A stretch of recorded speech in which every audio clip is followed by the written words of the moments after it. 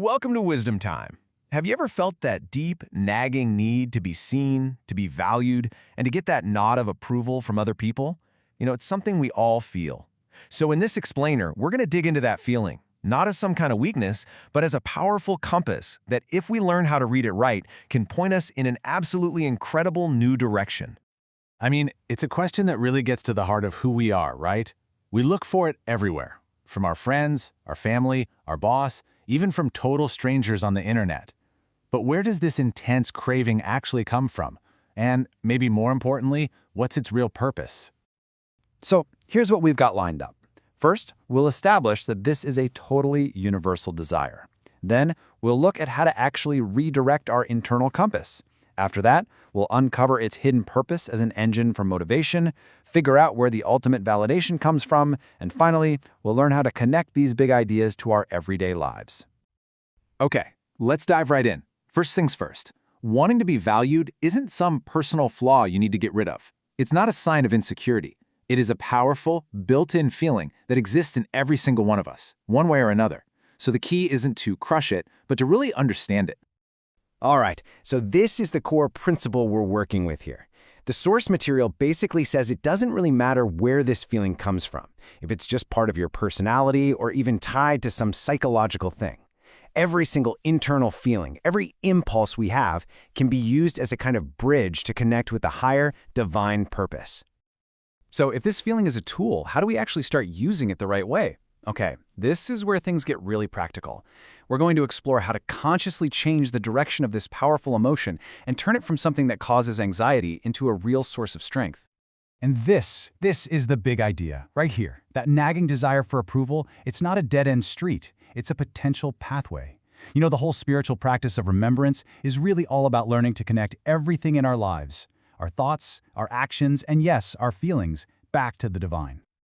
Right. So what's absolutely crucial to get is that this isn't a passive thing. It's an active spiritual effort that starts with two very clear steps. First, you have to make a conscious choice. You set the intention to shift your focus. And second, you admit you can't do it all on your own, and you ask for divine help through prayer. And here we have an actual concrete tool you can use. This prayer is like step one in changing the qibla of your feelings. That's the spiritual direction they're facing. It's a straight-up request to re-aim that intense desire away from the temporary approval of people and point it toward the eternal approval of God. And then, once you've started to change that direction, you can take it to the next level. See, this second prayer isn't just about changing where you're looking. It's about actively asking for the tools, the actions, the words, the mindset that will actually make you valuable in the eyes of the divine.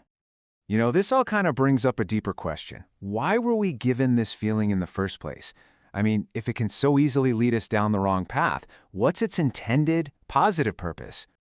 And the answer? It's actually super simple and kind of beautiful. This feeling wasn't some kind of cosmic mistake.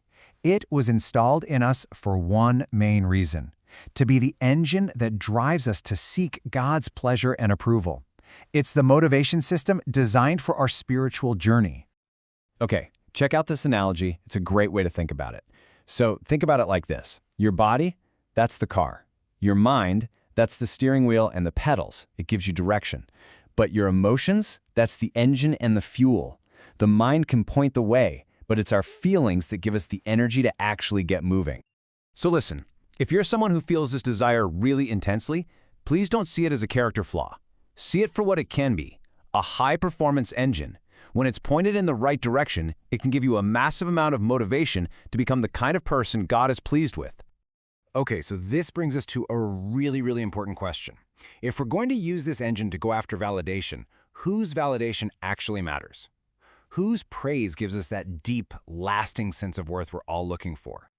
Let's break it down with a super simple example from, say, your university days. You give an answer in class, and the person next to you leans over and says, "Hey, good point." And that feels pretty good, right? It's a nice little boost. But now, imagine after that same class, the most respected professor in the whole department, someone you really look up to, pulls you aside and says, "That was a brilliant insight." That feeling is on a whole different level, right? It's deeper, it means more, because it comes from a source with way more knowledge and authority. And that's where the analogy lands. The truest, most fulfilling sense of value you can ever feel comes from the praise of the Most High, the ultimate source of all knowledge, all power. Praise from the Creator is infinitely more meaningful than any praise you could ever get from the creation. And hey, if this explainer is helping you see things in a new light, please take a quick second to subscribe and turn on those notifications so you don't miss our next one. It genuinely helps us keep this work going. Okay, but let's be real for a second. This whole idea of only wanting approval from an abstract, unseen divine being, that can be tough, right? It can feel a little too distant. So what do you do then? Well, there's a practical intermediate step you can take. I mean, sometimes, whether it's because we're young, or we lack experience, or just because of all the worldly stuff we're chasing, our hearts just aren't quite on the same page as our brains. The idea that only God's approval matters might be true in our heads, but it doesn't always hit home emotionally. And you know what? That's okay. So here's the practical bridge you can use. Start by redirecting your desire for approval toward people whom God Himself values. You can ask yourself, what actions would please the Prophet Muhammad, peace be upon him? Or you could strive to earn the respect of a pious teacher or elder. You can even channel romantic feelings toward earning the respect of a righteous potential partner. You're aiming your compass at earthly examples of divine values. And you know, this whole thing we've been talking about, this conscious effort to redirect our inner world, this is a really deep and powerful form of zikr, or remembrance. It's the practice of keeping God present in our awareness, not just during formal prayer, but in the very mechanics of how our emotions work. So if there's one thing to really take away from all this, it's this. You don't need to fix a dozen things about yourself. By just focusing on this one powerful, universal desire for approval and simply recalibrating where it's pointed, you can fundamentally change the entire direction of your life's journey. So we'll leave you with one last question to think about. That desire for approval, it's the fuel in your engine, and that engine is running every single day.